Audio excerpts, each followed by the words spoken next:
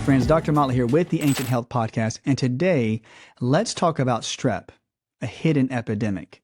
And the reason it's so important to me is because in my office, oftentimes I find that patients that have unexplainable symptoms or conditions that pop up out of the blue, it is related to strep. Strep is at the bottom of the barrel. So if you have had strep in your past, if you had strep throat chronically, skin strep, lung strep, and you feel that you suffered through it in your younger years, and maybe even now, this podcast is for you. Because have you had in the last few years, or even recently, these unexplainable symptoms, such as a sore throat that pops up, a chronic sore throat, chronic coughing, swollen lymph nodes, swollen tonsils, swollen lymph nodes underneath the armpits, heart palpitations, basically a high heart rate that just happens, impetigo, or the skin conditions such as rashes or rashes around the chest or throat, night sweats, fevers, hormonal imbalances. Do you or you know someone who's had PANS or PANDAS? The reason that I mention these symptoms that come up that are unexplained, where do they come from? If you have had strep in your past, I would really heavily investigate if strep could have been a cause. So when we think of strep, in our culture today, we often think that strep is just strep throat. I had strep throat when I was a child. I took an antibiotic and I got rid of it, and that was the end of it. However, I kept getting strep over and over and over again. But I took an antibiotic every single time to get rid of it. But that must have been a brand new form of strep. I don't believe so. Usually, from the research shown and what I've experienced in my office, is that strep gets very resistant to antibiotics. So more than likely, you had the same form or the same species of strep. It may have mutated, but it was activated by another type of microbe, let's say a virus or another type of bacteria. But the strep was growing so heavily in your body that all it needed was for your immune system to be decreased at a very low level, and that strep would be abounding. So you take the antibiotic to kill that top layer of strep off. All the while, it's smarter, and getting resistant to the antibiotics. So you kept getting strep, not a new form of strep, but an old strep that just kept building up strength over years, and years. So we're finding out today through research that there are many different forms of resistant type strep. Even Staphylococcus is very resistant. So what makes them resistant? It's their protein coats. You ever hear about a gram-positive bacteria or a gram-negative bacteria? Strep is a gram-positive bacteria. It's aerobic. Now, there may be different forms of strep that could be anaerobic, but from what I have read and what I've experienced is that when you have a bacteria that has this type of coating and they can live in an area where there is air, that can make them very resistant, very strong. So whenever a strep bacteria gets into the throat or gets into the lungs or gets underneath the skin, if it gets into the digestive tract, they have the ability to stick to those areas very, very securely because their coats, their protein coats, and the components of the internal membranes of their coating allows them to stick to the surface of organs. Now, a bacteria, whether it's aerobic or anaerobic, what that means is aerobic means that the bacteria can live in oxygen. And anaerobic means that they cannot live in the presence of oxygen. So if a bacteria can be very resistant, it can withstand oxygen. That means that any type of oxygen species placed on a microbe, it may have a chance to survive because it has the ability to survive in oxygen. So this can make many different types of microbes very resistant. Now, I want you to send me more information. If you are a microbiologist, if you guys study microbes and have more information about this, please send it my way because I love to keep learning and I love to have your input. Now, remember, they can stick to the surface of the organs. And when they have this coating, they're called adhesins. They're proteins that basically give them the ability to stick very hard like Velcro against the wall of the organ, and it's hard for them to be peeled away. All the while they are sitting in those organs, they are releasing toxicities. And those toxicities basically make their way into the organ, but also into the bloodstream. So as the strep is sitting there and cultivating, we in our diets start to eat more carbs or starches. Now, remember, bacteria and certain parasites and certain microbes, they rely on your metabolism to feed their metabolism. So different forms of simple sugars have been known to raise the amount of yeast and fungus and also to help the growth of certain types of bacteria. So where the strep hides out and your diet, depending if it's heavy carb or heavy starch or laden with many simple sugars, it could cause the strep to grow over time. Remember, high amounts of sugars or carbs plus toxic environments reduce your immune system. And that reduction of immune system allows the strep to stay in a dormant state. All the while, it's pooping in your body. It's creating toxic waste. There is a condition known as a silent carrier. And the silent carrier means that a person could have strep but not show the basic symptoms of strep, like a strep throat or being that cold symptom of coughing and sneezing, being that person that's around you that you're afraid to be around because I could get sick from them. Now, that is an active form of strep. But a silent carrier state means the person can walk around and they are acting normal, they breathe normal, you would never know that they have strep. But they could spread strep to you because they have high amounts of strep in their body. For example, I have a great patient, one of my best patients, and she was talking to me about her hormonal imbalances. And when I was doing my examination with Chinese medicine points and looking at the tongue, doing some kinesiology biofeedback testing, I would find that in her digestive tract and around the reproductive area, according to the pressure points and the active points in Chinese medicine, that there could be evidence of bacteria, strep. And her hormonal balance was going haywire for the last 2 years. They found Epstein-Barr virus in her body, but they were wondering, yes, with the Epstein-Barr virus, it could mess up many of the systems in her body, but why is it that now in her lower bowel, in this digestive area, she's getting chronic bloating, chronic gas, cramping, and now she's starting to see this imbalance, heavy imbalance in progesterone, estrogen, and testosterone? Well, I went in further to investigate. We asked her primary care doctor if there's any way that they would test for strep in any form, even old antibodies. And sure enough, we found out that she had strep, high levels of strep antibodies in her body, but she wasn't giving the overt signs and symptoms. She said, okay, doc, yes, I remember this. She never told me this before.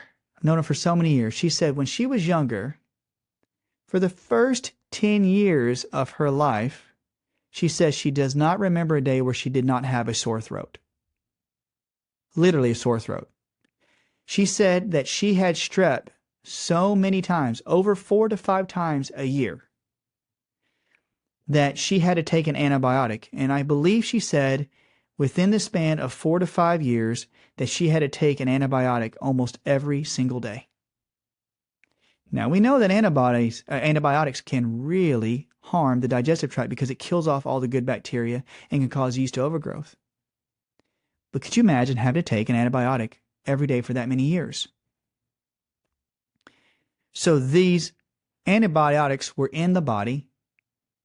Now, they're doing their best to try to kill off the infection. But remember, the strep starts to become resistant. She had that high level even till this day of the strep antibodies. Could it have lasted that long? I'm not sure.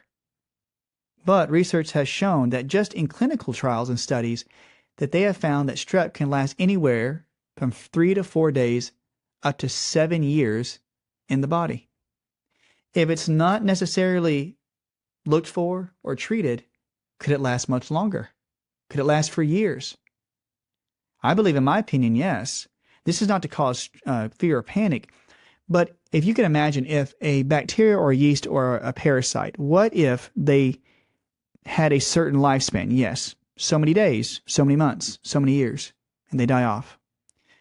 But what if an infection got so resistant to antibiotics and could adapt to the internal environment where it's warm, dark, it's damp, which is the lungs or the bladder, the digestive tract, and there was a constant influx of good starches and carbs and sugars to that microbe and to that body system, and there was yeast overgrowth, and there was a synergy between the infection like strep and the yeast, that the actual infection could keep thriving for many, many years. Can it go dormant? Well, apparently it can, because if a person could have strep when they're a kid in the first 10 years of life and they have high amounts of antibodies when they're in their 60s, how long does it last? We're seeing today in microbiology, if you study microbiology, we're seeing that there are so many resistant strains of bacteria, viruses, mold, yeast, and fungus, and even parasites. They learn to adapt, to live in symbiosis with your body so that they survive and thrive.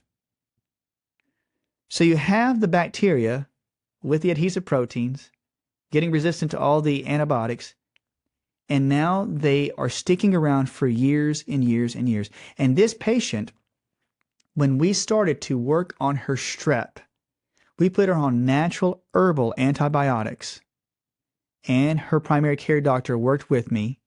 We started to use natural herbs, and then we started to look into the ways to clean up the yeast and candida that grew alongside of it. Then her B vitamin therapy, then her mineral intake started to work. Why?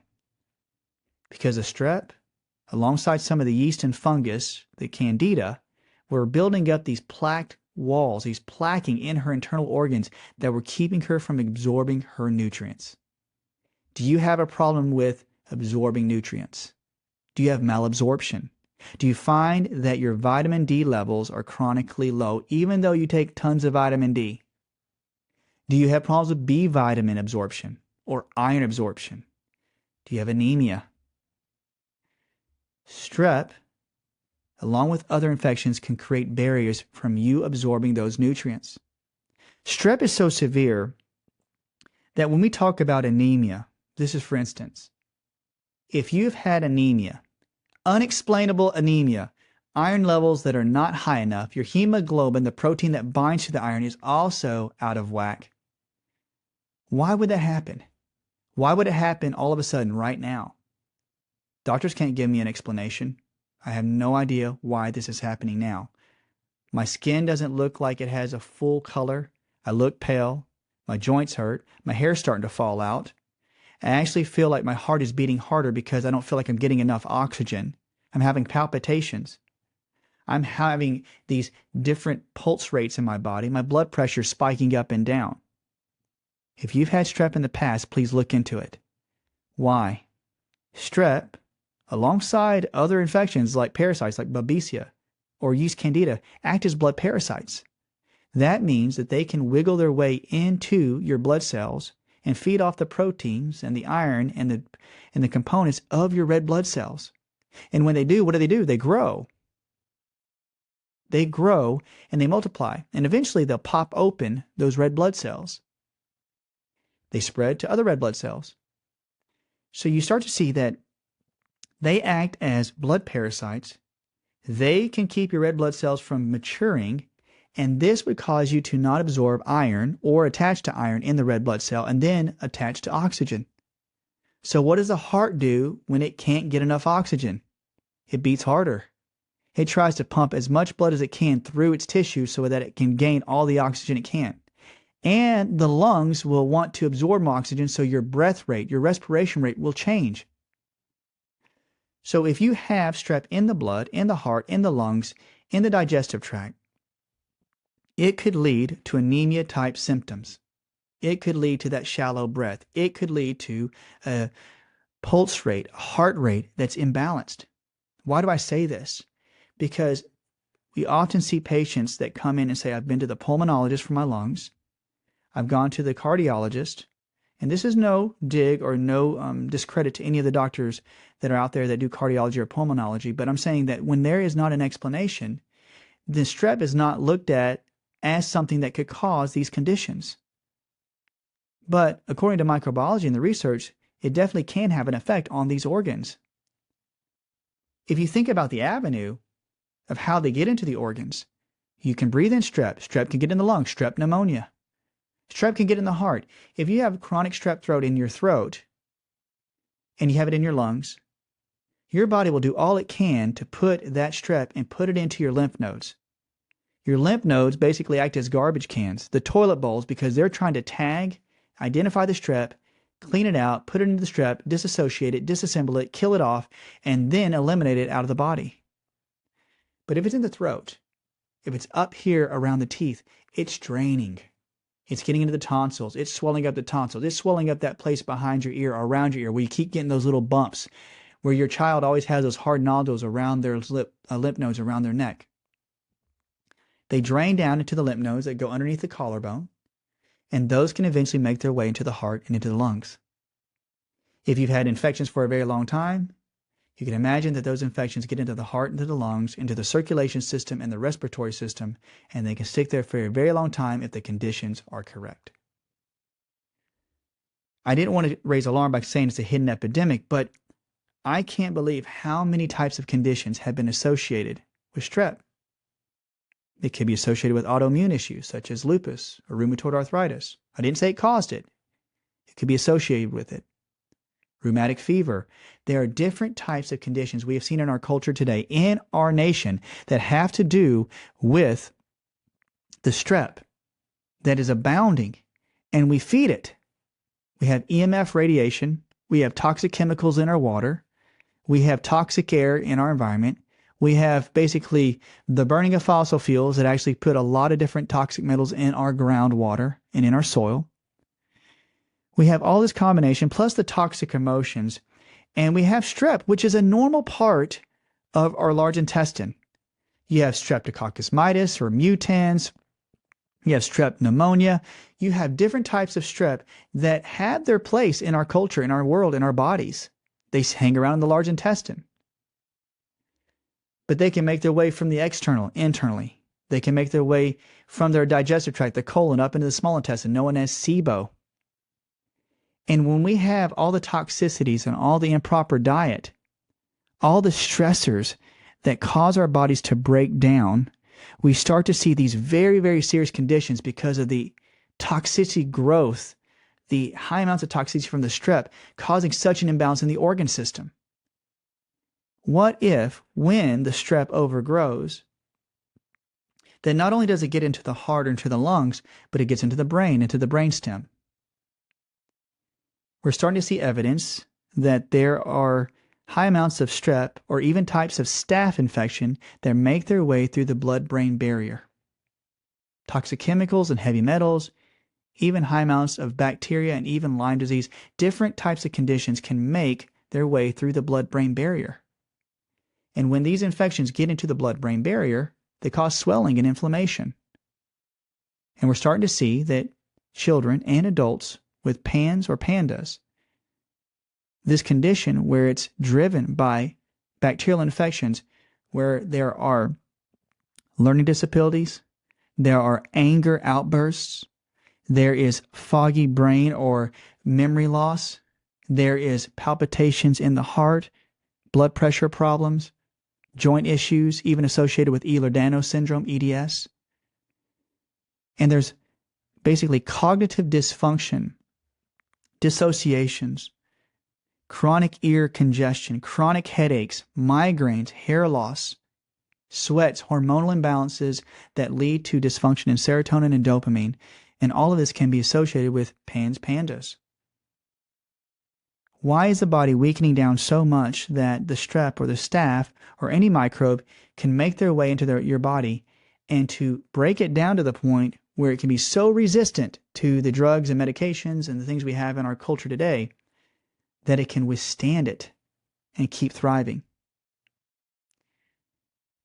We are raised in a culture, in a society that has too many high fructose corn syrup, too many fake fats, too many refined sugar amounts in even our protein bars have more than 12 grams of sugar. For goodness sake, we have health food stores that say that their food's healthy, and the sugar amounts are so high they could be compared to a candy bar. If you're going to find that you want something healthy, you need to reduce the sugar load, in my opinion. I don't care if it says organic. I don't care if it's non-GMO. If it's high amounts of sugar, it could feed an infection. You need to look for more natural sugars if you're going to do it. More maple syrup, more honey, but even then you got to make sure that the glycemic index of any sweetener you use is low. Now, I'm sorry to go on a bit of a soapbox with this, but I see patients come in and they are suffering with strep or the chronic effects of strep, and they don't know what happened. Well, it's because when you're young, you don't know. You eat anything that's in front of you, or you just eat any form of sugar you can. You get the gut dysfunction. You don't drink enough water. I didn't drink hardly any water and ate so much sugar. No wonder I had chronic yeast. And why did I have to fight it and work with it throughout my whole life? Because all of this was the result of my diet. I had strep throat without even knowing it. I had sore throats throughout my whole life, basically. I used to take with me a bottle of Chloraseptic with me to school. My teacher let me have Chloraseptic in my drawer in my school, and I'd spray my throat because my throat would hurt so bad. I almost missed school almost 2 years in a row. I almost missed so much school I wasn't going to be able to pass the next grade. 3rd and 4th grade. Could that infection make its way up into my brain? Yes. There were times I don't remember much of my childhood. My memory. I had so much yeast and so much strep. And now I know why. So if you find that you suffer from the conditions or the symptoms that I'm talking about, and you don't know why it comes up, but if you find out that you have a sore throat that comes up out of the blue, and you're like, this happens all the time. I get a runny nose all the time. My eyes have this gunk, or I have basically this rash that pops up on my throat. I mean, so many times out of the year. I'm starting to get allergies, chronic sinusitis. Please get strep checked for. Get the strep checked for. You can do it by doing a blood test to find out if you have antibodies to strep. You can do it in a fecal test to see if there's overgrowth of strep in your feces or in your digestive tract. There's a great lab that I love to use, MicroGenDx. MicroGenDx. MicroGenDx. They're out of Texas. You can contact them and you can give them fluid samples. It could be snot. It could be body fluid. It could be any type of urine. You can actually do a fecal test.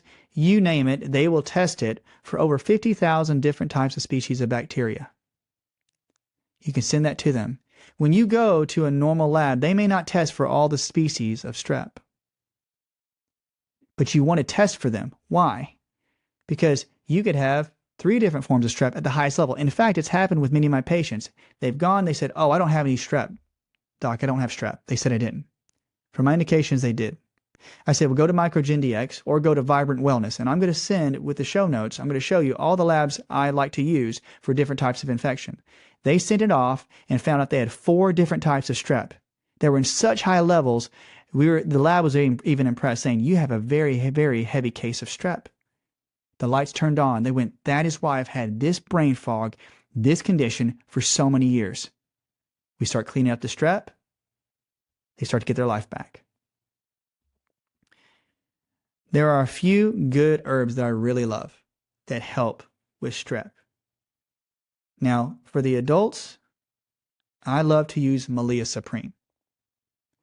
Malea Supreme is from Supreme Nutrition Products, and it's known as neem, N-E-E-M. It's an Ayurvedic herb that has been used for centuries to help kill off infections. Antimicrobial for yeast, mold, fungus, parasites, bacteria, you name it. That or golden thread, which is Chinese coptis, golden thread supreme. It is also a Chinese herb that is so antimicrobial that it kills off so many different types of infections that it's a very strong herb. So is neem. Those are your two heavy hitters. A third heavy hitter is morinda. It is known as noni, N-O-N-I. It's used in Eastern Asia countries. It's used in India. It's used in the Pacific Islands. It's come from the noni fruit, where they take the shell of the noni fruit and they shave it, and it's very bitter, but it's known to kill off many infections, multiple infections, especially in the gut. Those are your three heavy hitters. If you can find them in liquid form, you can use that in liquid form. Now, they're very strong, so I always tell a patient to start off with one every other day. Don't do all of them. Choose one of them that resonates with you. Ask your primary care doctor about it. One every other day, and see if you start to feel the drainage or you feel the positive effect. You don't want your bowel movements to change. You don't want your sleep to change, or you don't want your energy to change for the worse. You may feel a little sluggish, like you may feel a little toxic release, but you want to feel that there is a beneficial effect where you can feel some good drainage. You're like, oh man, I can feel that releasing the pressure off my heart. I feel that helping my stomach bloating. This is helping my heart palpitations. This is helping my ears unclog. This is helping my PANDAS type of conditional symptoms. Try those one every other day. If it works well, do one every day after a week. You want to make sure that you don't stay on the same herb for too long. After a month, you may have to switch to another herb. All this to say, if you've taken it for a month, maybe you get another test. Maybe you wait 3 months and do another test. I wouldn't go over 3 months taking one single herb because you don't want the infection to adapt. But what I found out, that's the max, up to 3 months, and then you may have to shift to another herb.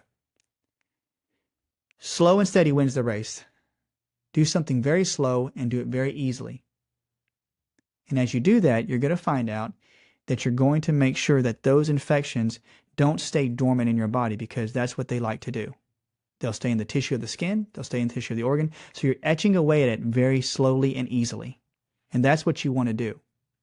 So as you start to cleanse out the infection, and you do it nice and easily, you're not only going to clear up those that are active, but you're also going to help out those, or clean up those infections that may be dormant, that may be encysted, maybe in cyst form, that are in the tissues of the body. That's why I say you have to keep going after it. If you've already had the antibodies build up, you have to keep going after it. Eventually, keep getting the test and seeing when your antibodies start to reduce. Your symptoms start to reduce. I say this, it is good to find a good strep literate doctor.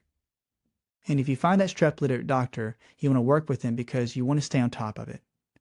But you can look at Supreme Nutrition products. You can look at many different health reviews and find out that you may have to stay on different herbs for a few years to cleanse it up.